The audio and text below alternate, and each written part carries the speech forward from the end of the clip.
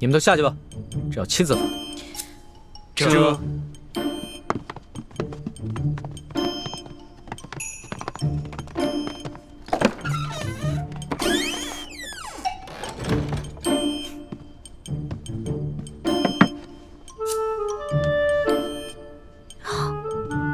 皇上，您真的要打奴婢啊？不然呢？这次要是再不罚你的话，你都要上房揭瓦了。君无戏言，这是你自己说过的。过来，趴下。好吧，不就挨几下板子吗？打就打。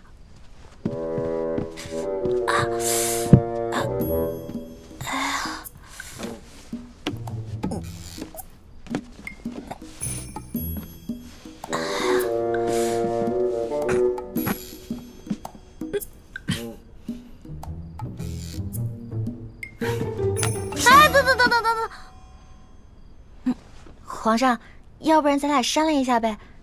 您高高举起，轻轻放下，假打行吗？你刚才那个死猪不怕开水烫的英雄气概哪儿去了？不如啊，你给朕认个错，跟朕重新续个大小，让朕做老大，你做小弟，那朕就饶了你。不行，我从小都是老小，好不容易捞个老大当，士可杀不可辱。打吧。行，那你就好好忍着，别鬼哭狼嚎的啊！绝对不出一声。啊！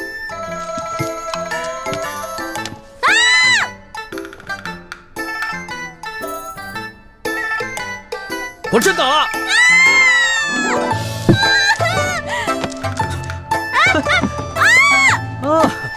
我说呢，平日里你蹭回点皮就哼哼唧唧的，今天像换了个人似的。原来有这个东西！还给我！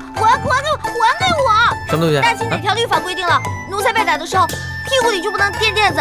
还给我！你趴下，板子还没打呢。皇上，您难道真的要打奴婢40大板吗？皇上，您看您这板子这么大，你要是真在我屁股上打，那我屁股不得开花了？能不能打个折呀？半折、对折，20下。不行，40大板一下都少不了。那要不然就4折15下。你的算术先生是被你活活气死的吧？4折16。皇上英明，16下，那我们就决定了，就打我16下。谢谢皇上。到了这个时候，你还想给朕下套啊？我告诉你，40大板一下都少不了。哎，等一下，又怎么了？您看是这样的，如果硬打我40大板都打在屁股上，我是个女孩啊，半个月都起不来，走路一瘸一拐的，多难看。要不然换个地方打。也是，真把你屁股打坏了，你这半个月下不了床，朕这也没人伺候。行，你先起来吧。谢皇上开恩。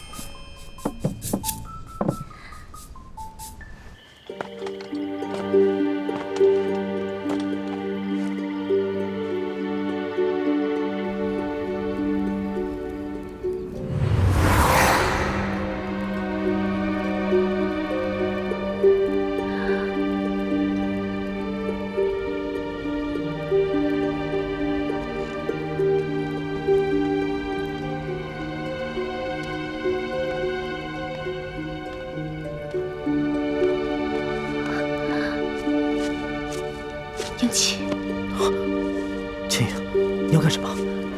上次你放了我，这次我也要放了你和你娘。不可以，这次的情况和之前的都不同，我父王一定不会善罢甘休的。你若是真的把我们母子给放了，不光是你，甚至连你的父母都会有危险的。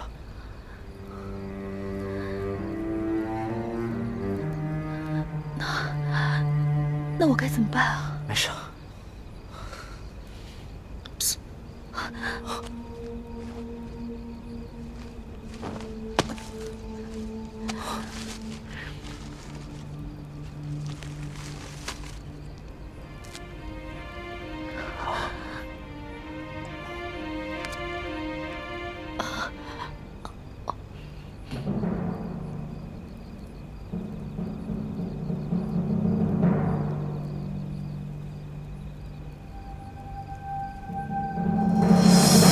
义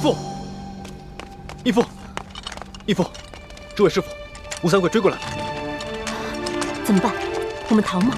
逃不是办法，在这云南境内，我们只会被他们追得精疲力尽，最后结果还是一样。那依太子之意呢？我们手上有人质，而且今晚吴三桂明明可以全歼我们，却下令手下留住活口，说明我们对他还有价值。我们可以跟他谈判。很好，太子遇事不慌，处置得当。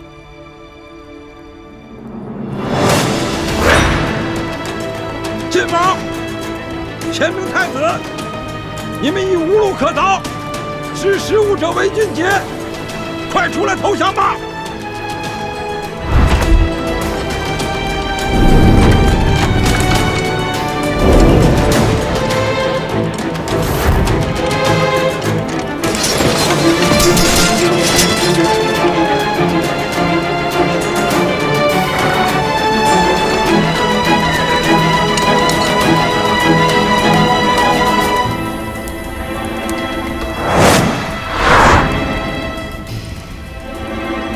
吴三桂，不讲信用！你若是敢强攻，我就杀了你的妃子和儿子！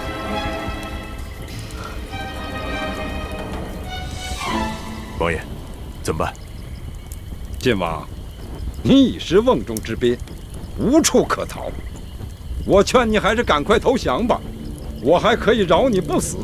我给你1天的时间考虑，希望你不要让我失望。传令下去，距离此处100步之外安营扎寨，听候本王的号令。卑职遵命。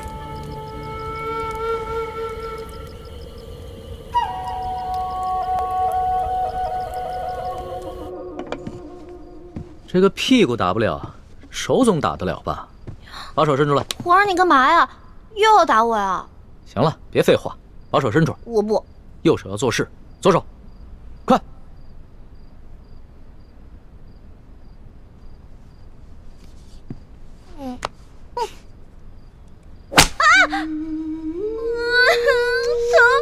疼死我了！你可是真英雄啊，这声音都传到紫禁城外面去了。奴婢是假英雄，真怂包。如果皇上行的话，你试试，你不叫我就服你。这个时候你还敢跟朕顶嘴？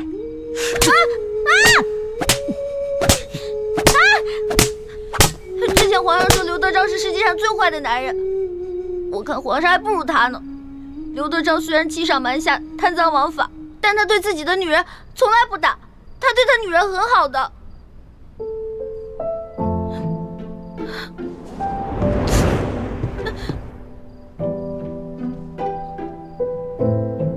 你又不是朕的女人，为什么这样护着你？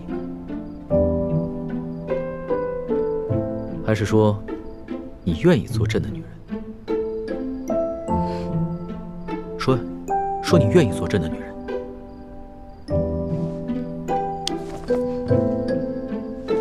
皇上还是继续打吧，奴婢绝对不出一声。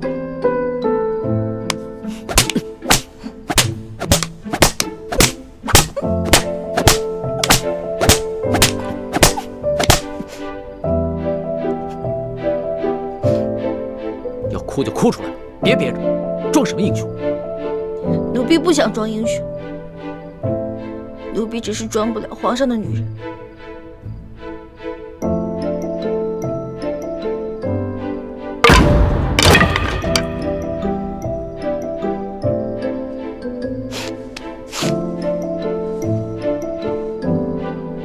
皇上，您这是不打了呀，还是改日再打呀？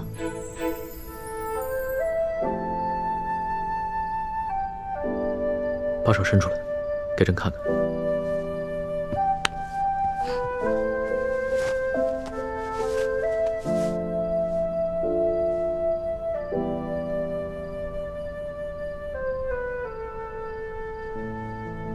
怎么这么娇气？才打了几下就变成这个样子。或者你试试，也疼。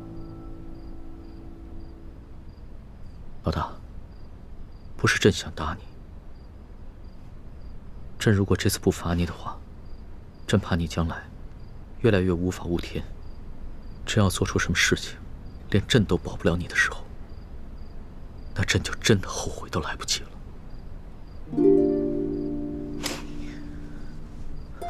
可能这次真的是打中了。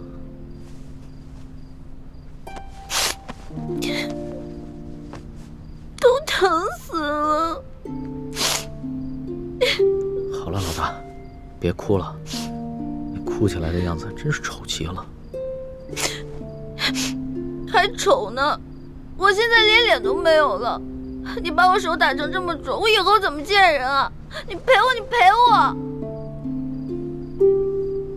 好了好了，打几下手也哭，这个世上只有你一个人会把朕的龙袍当抹布。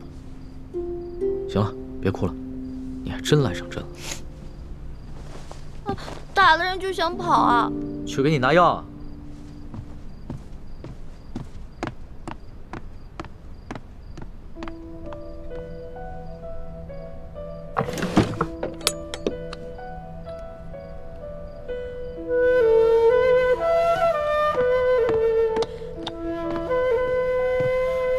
把手伸出来。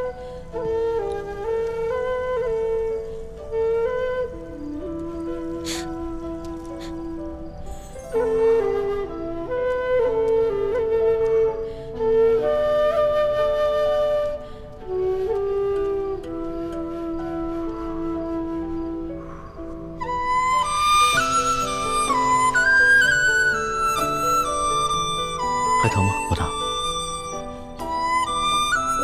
你这样看着我干什么？我看你长得丑。怎么样，好点了吗？好疼啊！老大就是打了几下手板，朕的心里有数，别撒娇了啊！不是手疼，是头好疼。哎，老大，老大，老大，老大，老大，太医，快传太医！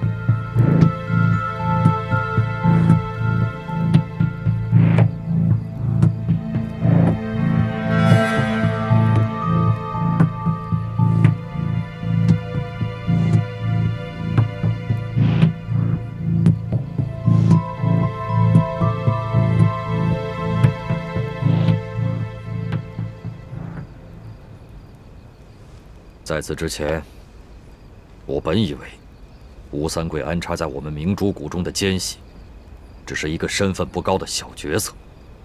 但如今看来，吴三桂不仅知道我儿子李建清就是大明王朝最后一个太子朱慈轩的机密，而且还对我等来到滇都以后的行动了如指掌。这就说明，这个内奸不仅仅已经进入了我们明珠谷的核心层，更在我们在座的9个人中间。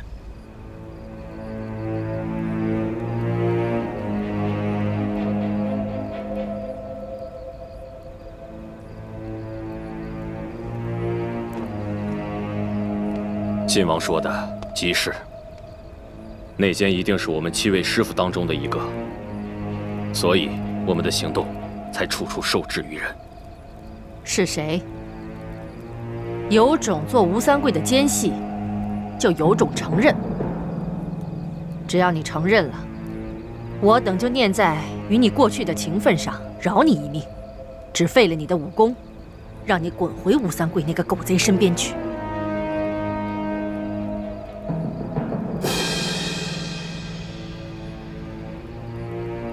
靖王，你心中可有怀疑对象？如果有的话，就直接说出来，免得大家互相猜疑，影响团结。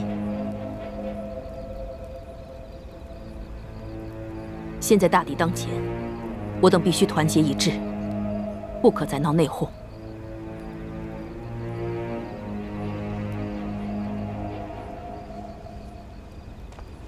太子，你可有怀疑对象？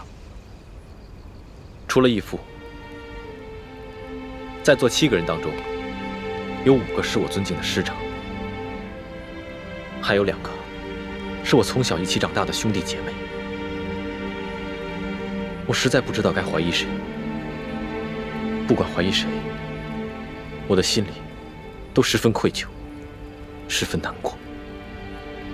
我此刻的心情跟太子一样，不管此前知道鳌拜在我明珠谷中安插有奸细，还是这次来到滇都，得知吴三桂也在我明珠谷中安插有奸细，我都不忍心怀疑各位，因为我们都是10几年出生入死、肝胆相照的好兄弟。倩影跟默笙，更是同太子从小一块长大，情同手足。但是我也知道，这些年来，我们的大业进展得极为不顺利，缺乏经费，条件艰苦。有些人渐渐动摇了，有些人退出了，还有些人投敌叛变了。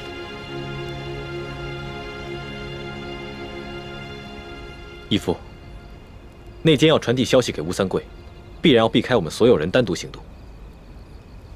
我们只需要核对所有人来到滇都之后的具体行踪，彼此印证，仔细分析。就算内奸隐藏的再好，也会露出蛛丝马迹。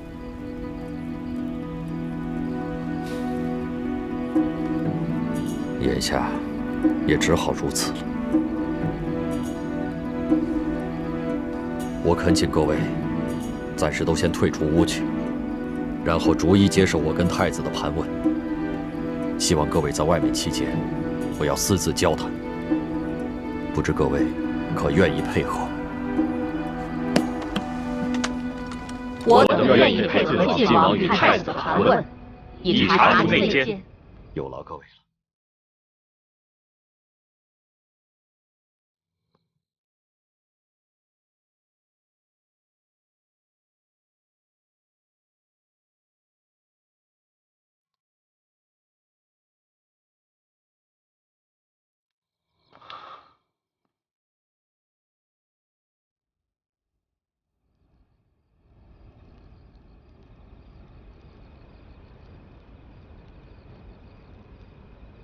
晋王，太子，眼下光复大明的大业，虽然进行得十分艰巨，而且很多人都开始动摇了，可是我们夫妇俩意志坚定，一心一意，只想光复大明，所以我们夫妇俩宁死都不会投降清廷，更不会被吴三桂这个大奸贼所利用。范兄，除了太子，在这个世界上我最信任的人就是你了。当年我亲手射杀了我的发妻，是樊兄你冒死闯入了战场，把易欢救出来。你们把易欢带进了明珠谷，你和弟妹一同把易欢抚养到了7岁。易欢7岁之后，我虽然也到了明珠谷，可是我大半时间都在外奔波，没有尽到一个做父亲的责任。还是你们夫妻2人在一直细心地照料着易欢，甚至在你们的亲生女儿倩影跟易欢同时遇到危险的时候，你夫妻2人先救的也是易欢，只是倩影容颜被毁。这么多年来，他心中一直对你这个父亲有怨在心，你也对这个女儿十分的愧疚，而我也对你夫妻2人深感愧疚。义父说的是，二师傅、三师傅，你们为光复大明的大业鞠躬尽瘁，死而后已。你们和义父一样，都是我最信任的人。多谢太子，还有晋王对我们夫妇的信任。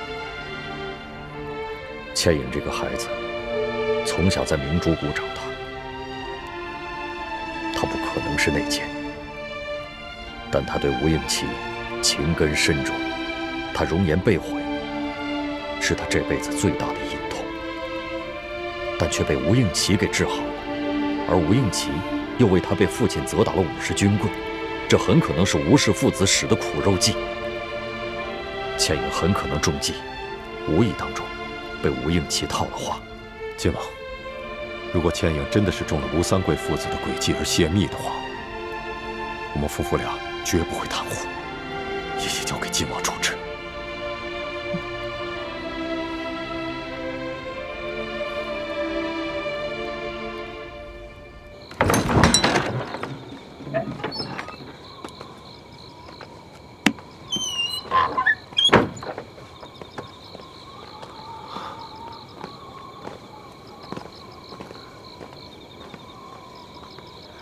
娘，倩影，晋王跟太子叫你进去，不管什么事，你都要如实回答。我明白，我从未做过任何对不起大家的事儿，一定会对大师兄和晋王如实回答。去吧。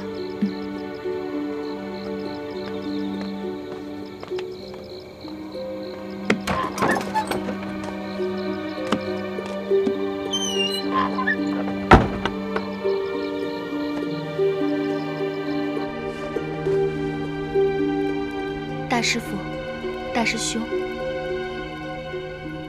我虽身不由己，对吴应奇动了真心，但绝不至于傻到出卖我们朱明联盟的机密。而且，吴应奇对我也是真心的。在他为我挨吴三棍军棍之时，并不知道我会去而复返，也不知道你们会来滇都盗取金钥匙。如果他对我不是真心的，那今晚我们也绝不可能将他结为人质的。樊师妹，你快起来！我跟义父也是公事公办，例行盘问，万不可如此。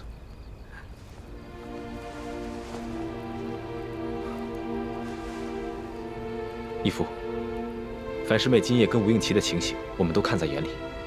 今夜若不是樊师妹，只怕我们都脱不了身。多谢大师兄。你先出去吧，叫你四师傅跟叶师弟进来。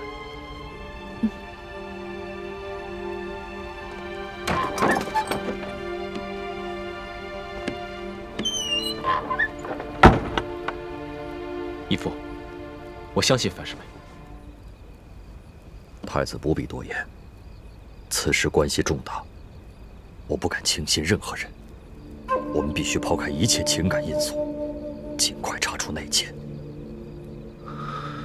义父说的是我太感情用事了。四师傅，叶师弟，太子和晋王让你们进去。我们走吧。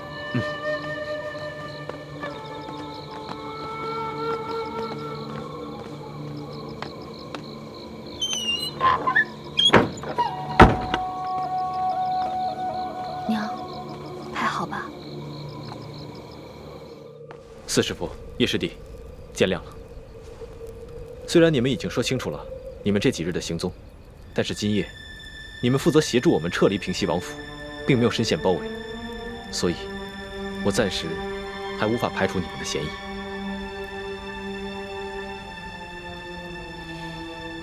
我们父子愿意接受晋王和太子进一步盘查，全力配合。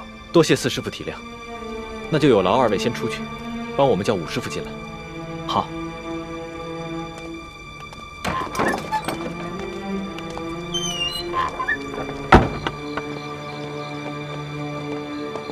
哎，武师傅呢？该他进去了。他在庙外等茅房小姐，我先进去吧。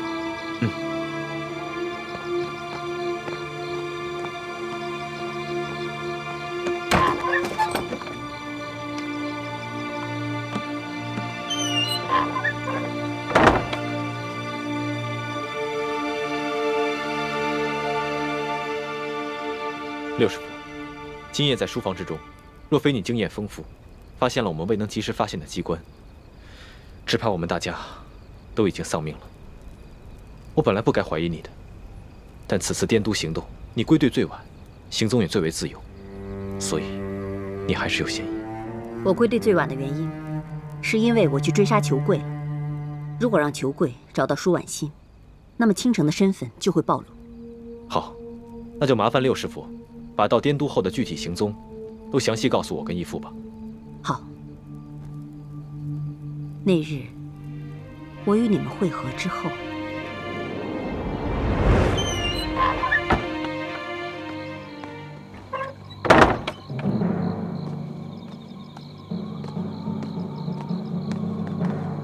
唐姐姐呢？你不是说小姐去了，现在还没回来呢？哎呀，身为女人就是可怜，想方便都不能方便。若有来世，我一定投身为男人，坚决不再做女人了。唐姐姐，请吧。哦，记住关门哦。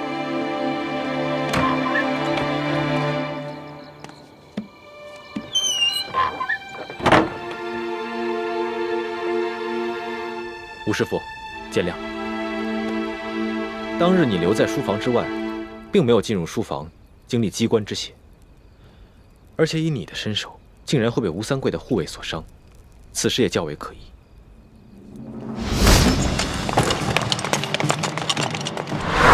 有埋伏，快撤！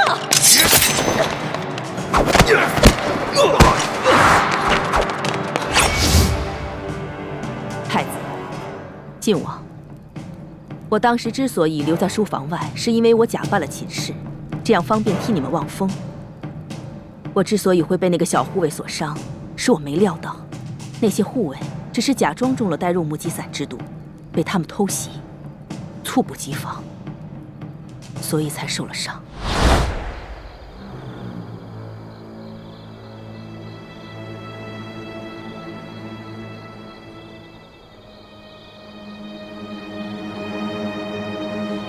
倩影，我怎么觉得有什么不对劲？远处好像隐隐有响动。吴师傅，您留在这儿，我去瞧瞧。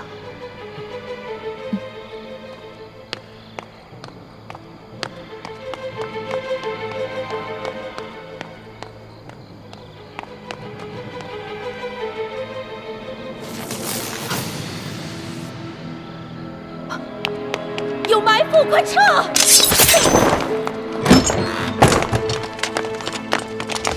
当时给那些护卫下呆肉目击散之毒的是倩影和默生，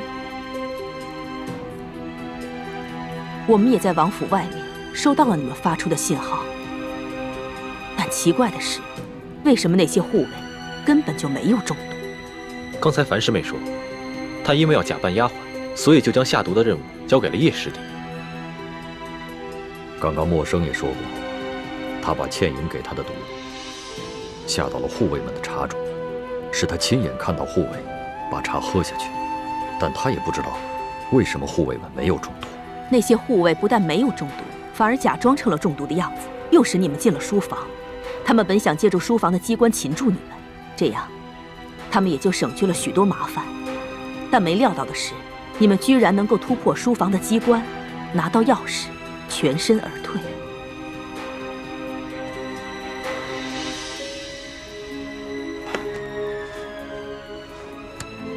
可惜，这把金钥匙也是一把假钥匙，而且上面还进了毒。要不是樊离发现了钥匙上面的毒，我们所有的人都离不开平西王府。这里面一定有人撒了谎。如果默生没有撒谎，那么倩影交给默生的呆肉目击散就是假药。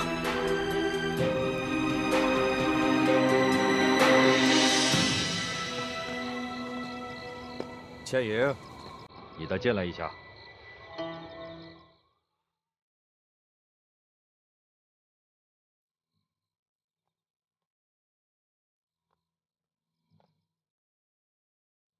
天颖这孩子，他不会。不会。就算他为情所困，也一定不会干出傻事来的。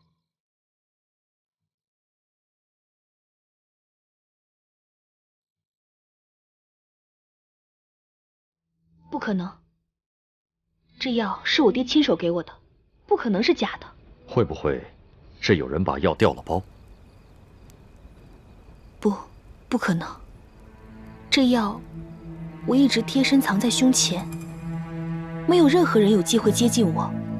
难道吴三桂的儿子也没有可能接近你吗？你们不是已经……吴师傅，我和吴应奇虽然彼此有情，但我们发乎情，止乎礼，彼此之间清清白白，绝无逾矩之事。我相信樊师妹，吴应奇不会功夫，不可能有这么高明的手段，能在樊师妹毫不知情的情况下将药给调包。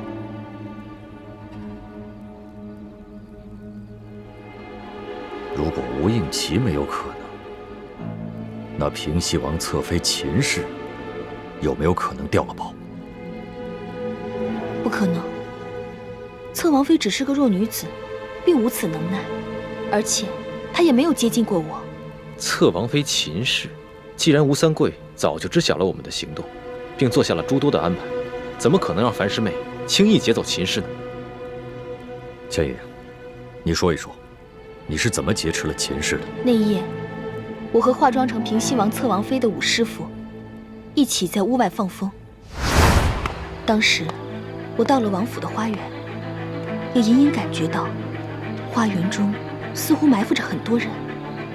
我正要发出讯号，就突然看到了侧王妃。当时我还奇怪，王妃不是早就歇息了吗？怎么会在这个时候到平西王府来？王妃止步，今天晚上这里谁也不能进去。为什么？王爷不是已经率兵出征了吗？那不过是虚张声势罢了。今天晚上王府内院要擒拿刺客，所以王妃还是赶快离开这里，记得回二公子府上暂避。好吧。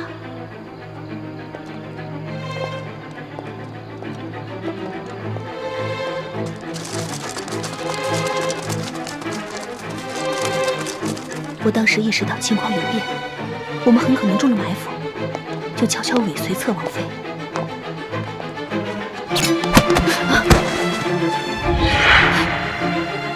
怎么会是你？王妃，对不起，只要你乖乖配合，我是不会伤害你的。我劫持了秦氏，突然听到从书房传来打斗声，于是就带着秦氏和你们接应。平时秦氏都住在吴应奇的府上，今天这突然来到平西王府，可能他们都疏忽了，就没有派人专门保护侧王妃。既然这秦氏平时都住在吴应奇的府上，怎么会在今晚去了王府呢？这我就不知道了。但是不管是什么原因，秦氏都不可能知情，也没有机会调包。如果默笙真的把药下到了护卫的茶中，那还有一种可能，就是吴三桂有呆若木鸡散的解药。樊师妹，这呆若木鸡散的解药，除了你爹，还有谁有？这药，我爹和我娘都有解药，可是4师傅和5师傅都有机会接近我爹，6师傅又和我娘关系甚好，所以他们都有可能从我爹和我娘手中偷走解药。樊师妹，那你先出去吧，我和义父还要继续跟5师傅谈谈。嗯。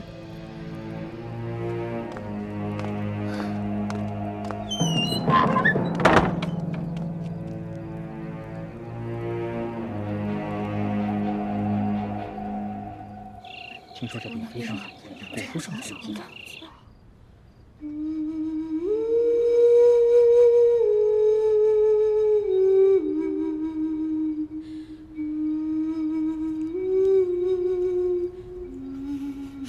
一会怎么还醒不过来啊？是淑姑娘，这头疼的毛病，是从娘胎里带出来的顽疾，微臣无能啊！一群没用的东西。朕就问你，他这个病严不严重？朕要听实话。此病十分罕见，只有古医书上有记载。若是易欢姑娘能醒过来，便能逢凶化吉。听你这个意思，他有醒不过来的可能。过了今晚，如果明天易欢姑娘还没醒，恐怕就怎么样？就再也醒不过来了。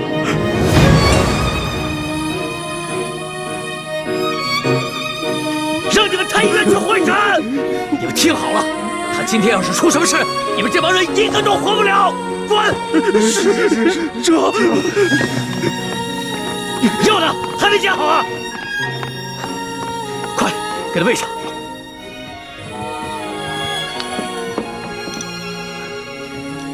快，欢儿，朕以后再也不冲你发脾气了啊！哎呀，师叔姑娘根本就没办法吞药。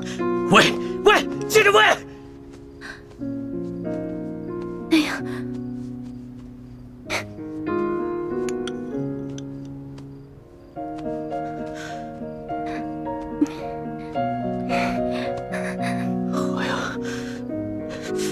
行了，走，不要给我。是。欢儿，来，喝点药好不好？来，欢儿，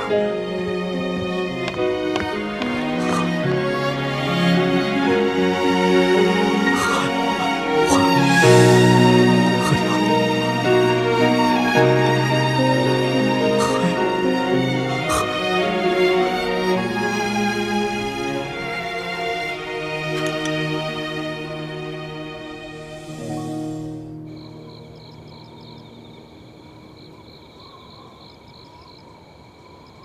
堂姐姐进去这么长时间都没有出来，你们说，该不会是靖王和大师兄怀疑武师父，所以才反复询问吧？别胡说，事情尚未查明呢，不能瞎猜疑。是。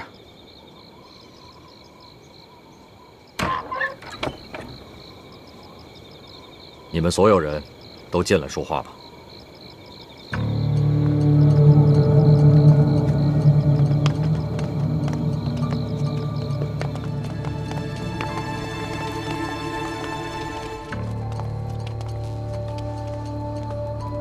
诸位师傅，我和义父问了你们所有的人，现在每个人都有嫌疑，也都有合理的理由。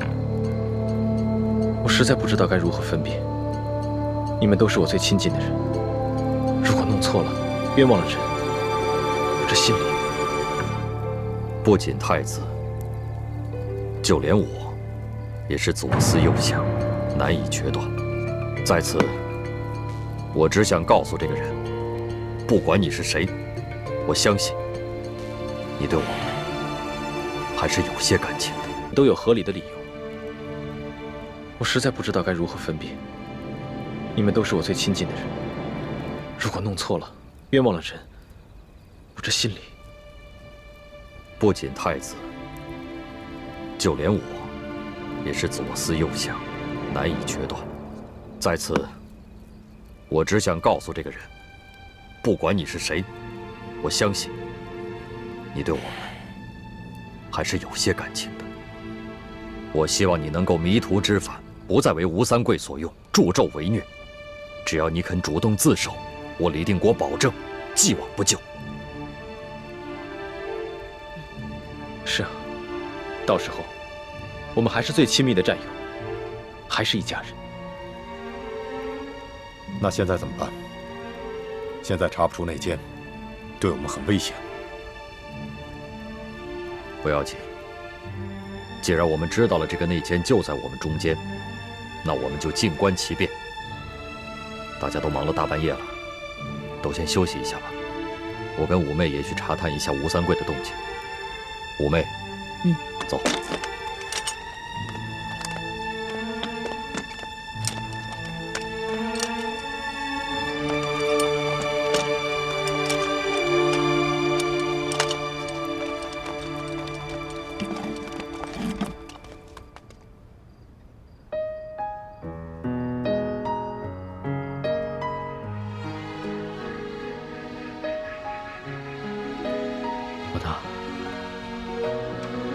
别睡了。好。其实朕知道，你不信我，定是因为你觉得朕还要罚你，对吗？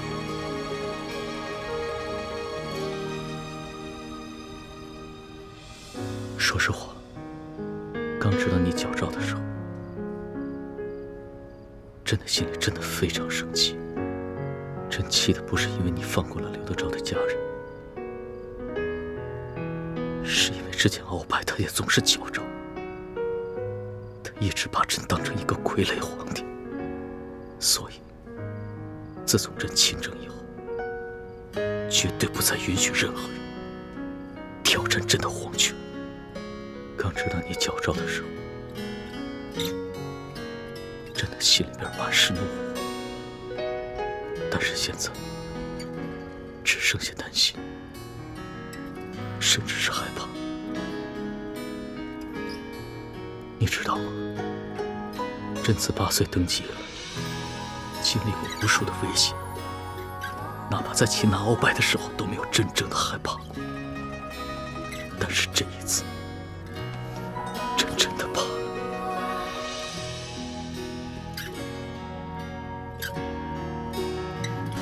老大，朕真的不能没有。要是没了你的话，朕只是一个帝王，只是一个孤家寡人。但是有你在，朕才是一个真正的男人，是一个完整的人。老大，朕是天子，朕的话是金口玉言。朕现在就赦了你过往所有的罪，只要你醒来，只要你醒来。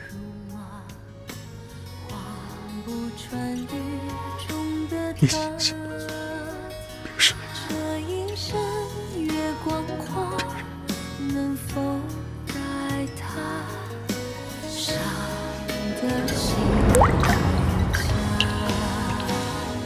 愿做他掌上的明珠，献上我纯真的祝福。回忆中的路开满花簇，绽放百世的光速。奴婢有一个头疼的隐疾，这病起来吧，简直要人命。我爹呢，从小给我找了好多郎中，所有郎中都说无药可治，只有一个郎中说可以治，但是他说的是个偏方，而且是个药引。这个药引实在太难弄了。什么药引这么难找？你告诉朕，朕给你找。这个药引就是龙珠。龙珠？什么是龙珠？就是皇上的眼泪啊，就是您的眼泪。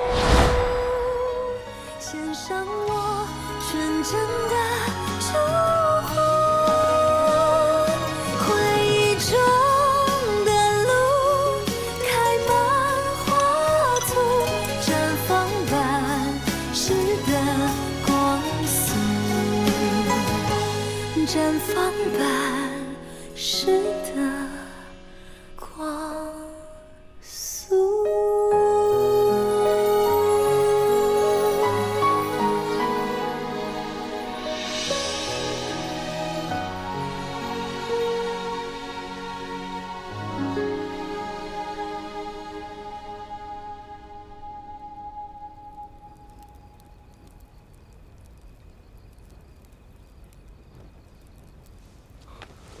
诸位师傅，我有办法查出内奸是谁了。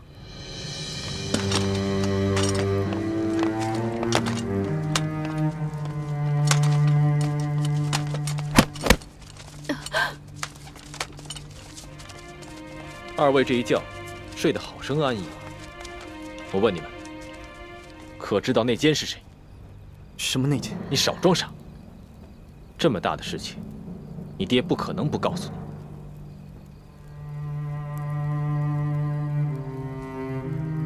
诸位师傅，既然已经知道内奸必定是我们当中一个人，为了证明自己的清白，我要求你们每个人都赐吴应奇一剑。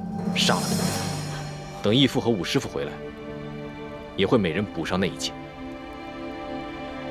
不行，大师兄，吴三桂虽人人得而诛之，可吴应奇是无辜的呀。他不仅没有做错任何事情，还救了我们的命。是，他的确没做错什么。但谁让他是吴三桂的儿子，这就是最大的错。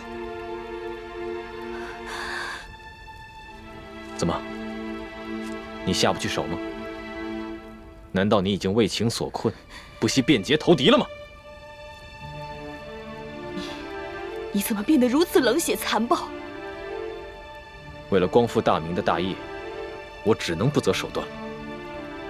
查不出这内奸是谁，后患无穷。我同意太子的提议。若是吴三桂的内奸，他一定不敢杀了他的小主子。谁下不了手，谁就是内奸。我也同意。大师兄，你这么做的目的，无非是想查出内奸。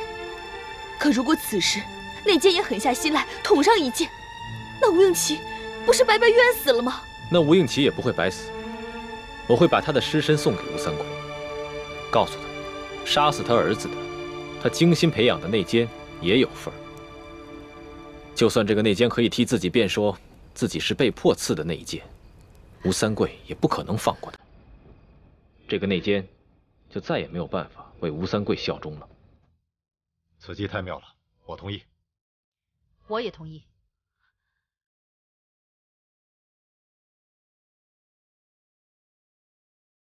倩影，本来我是不想让你伤心的，但是为了证明我自己的清白，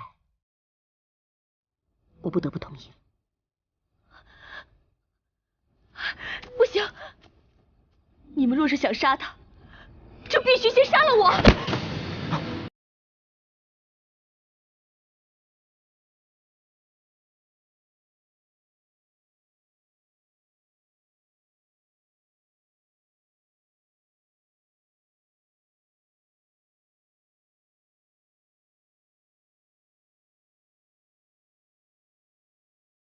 坚决拥护太子。好，为了防止有人弄虚作假，接下来的每一剑都必须刺中吴应奇的要害。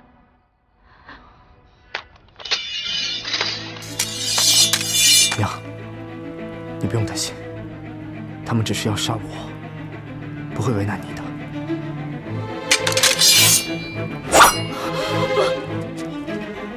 吴应奇，再给你最后一次机会，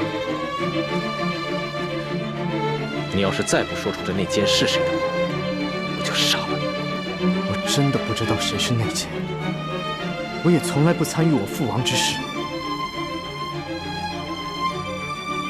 你们要杀我，可以，但我有一个条件：杀了我之后，马上把我的尸身送给我父王。千万不要让倩影看见。好一个情主，我这就成全你。住手！我知道内奸是谁。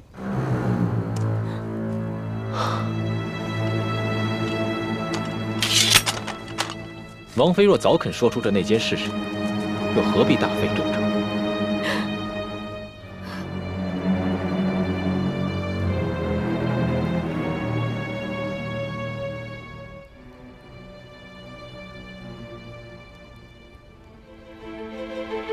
这个内奸果然厉害，到现在为止，仍然不动声色。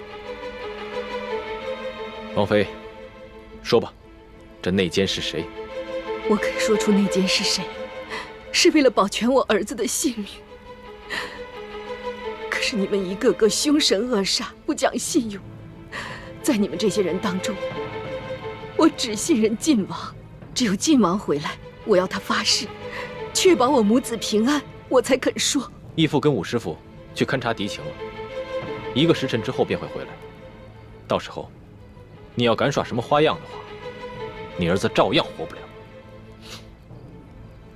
我就这么一个儿子，我虽然平时不干政，但是王爷他非常宠爱我，他处理军政大事从来不避讳我，所以我当然知道那奸是谁。那就好。我也不想杀了你儿子，让我师妹恨我一辈子。只要你说出这内奸是谁，我和义父定会保你们母子平安。好，一言为定。但我还是要求你们给我们整理出一间厢房，我要为我儿子上药。上药在这里上就好了，收拾什么厢房？我儿子不仅手上有伤，臀上也有伤，那可是为了你女儿挨的50军棍。再说，我儿子好歹也贵为平西王府的2公子，岂能在这么多人眼皮子底下脱衣上药？三师傅，这么小的要求，答应了也无妨。正好院子左侧有几处厢房，你去挑一间整齐一点的，给你儿子上药吧。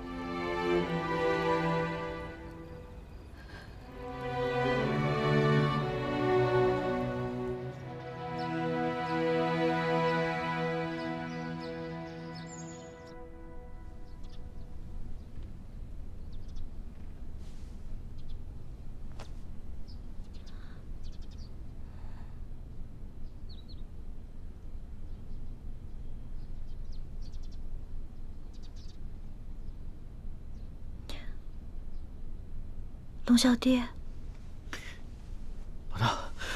老大，你终于醒了，真不是在做梦吧？扶我起来。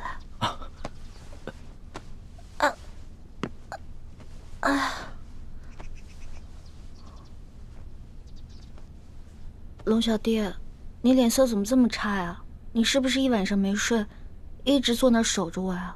你还说呢，真的差点被你吓死了。太医说了，今天你要是醒不过来的话，可能就永远都醒不过来了。咱们可是对着月亮发过誓的，说要同生共死。你要活不下去不打紧，你要是朕也活不下去啊。所以，你真的一晚上没睡啊？又不是第一次，朕呢，上辈子一定是欠了你很多钱。说吧，你要怎么报答朕啊？要不然以身相许吧。那朕就勉强收了你吧。哎，什么以身相许啊？要不是你打我，我也不可能旧病复发。你居然敢矫诏，朕还不能打你一下啊？好疼呀！疼？宣太医，快宣太医！宣什么太医啊？不是这儿疼，是这儿疼。手怎么红成这样子呀？朕给你吹吹。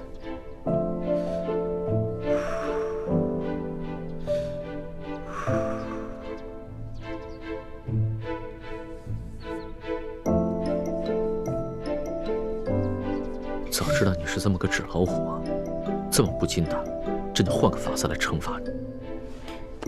其实小的时候，我偷懒不肯学习，师傅跟爹就是这样罚我的。但我基本上都是1哭2闹3上吊，就躲过去了。也就是说，朕这一次也是差点上了你的当。哼，怪不得你的技艺杂而不精，跟你哥哥比起来差远了。在家有猪哥哥，在外有龙小弟，我干嘛还要学啊？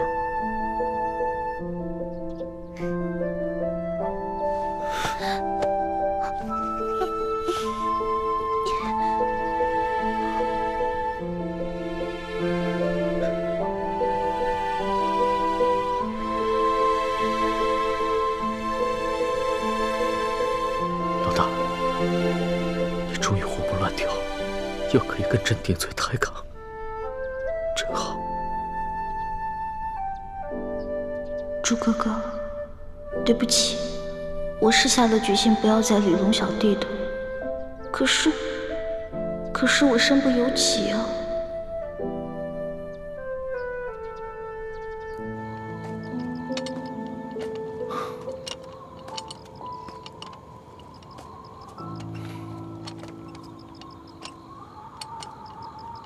天都快亮了，义父跟武师傅怎么还没回来？大师兄，秦氏执意要等大师傅和五师傅回来才肯说出内奸是谁。会不会他想指认的凶手就是五师傅？混账！不许妄言！叶师弟不必着急，过不了多久，真相自然就大白了。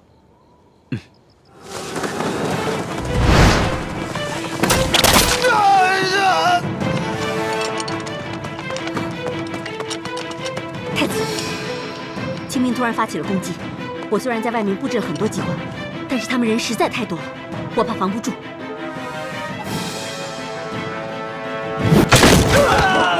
上面！给我上！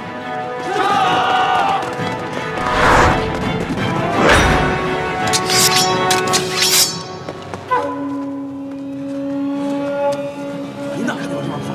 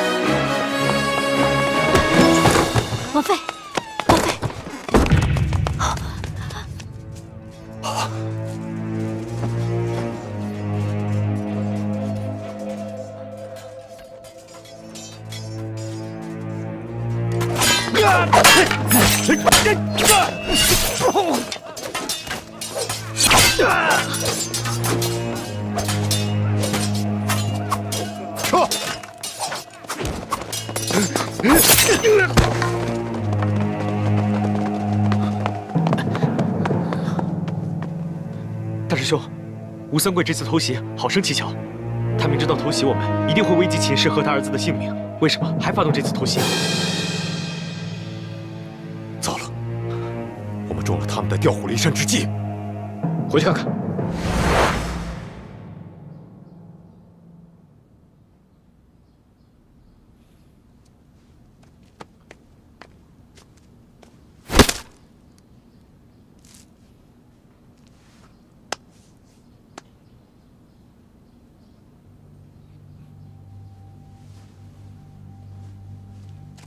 他是中了呆若木鸡散。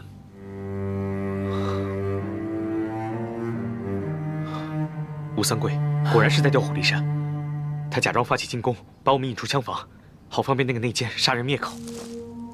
如此说来，定是那内奸透露信息给吴三桂，吴三桂才发现了偷袭，配合内奸行动。昨夜在王府遇险之时，吴三桂曾狠心想杀了王妃，后来吴应奇成了我们的人质，吴三桂才放我们走。看来吴三桂心中，女人终究比不过儿子，所以那个内奸不敢动吴应奇，只敢杀了王妃灭口。可是，是谁有机会可以向吴三桂通风报信，又可以对王妃痛下杀手？当时，清兵从四面八方扑来，大伙都在奋力抗敌，没有人顾及到其他人的行踪。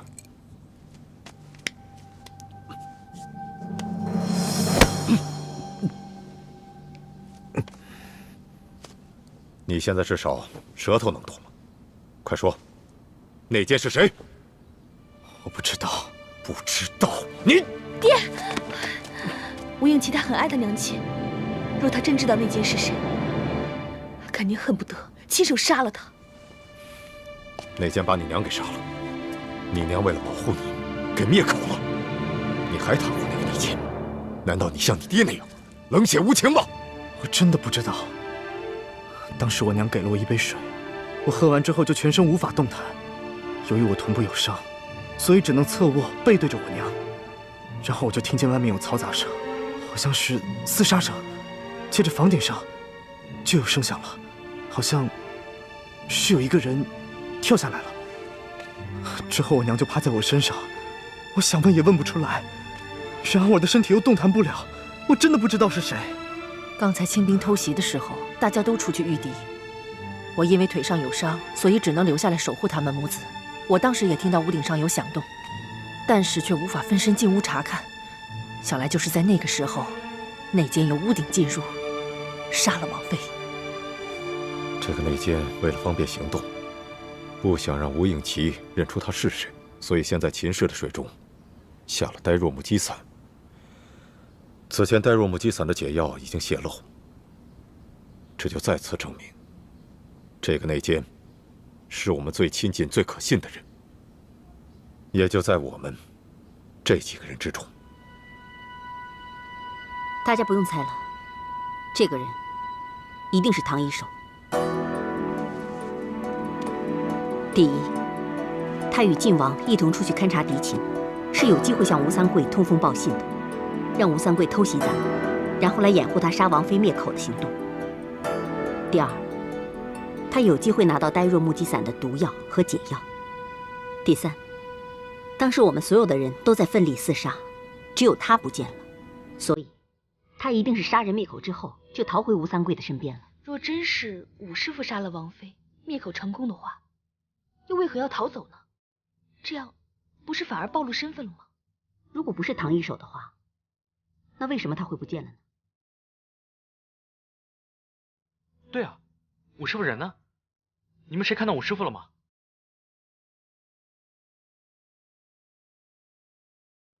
难道这内奸真是武师傅？可我觉得武师傅不像内奸。那你觉得我们几个中间谁像内奸？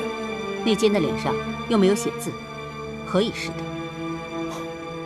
我也不想怀疑是他，可是偏偏他不见了，我也不得不怀疑是他了。不，内奸不可能是武师傅。为什么？你那么相信他？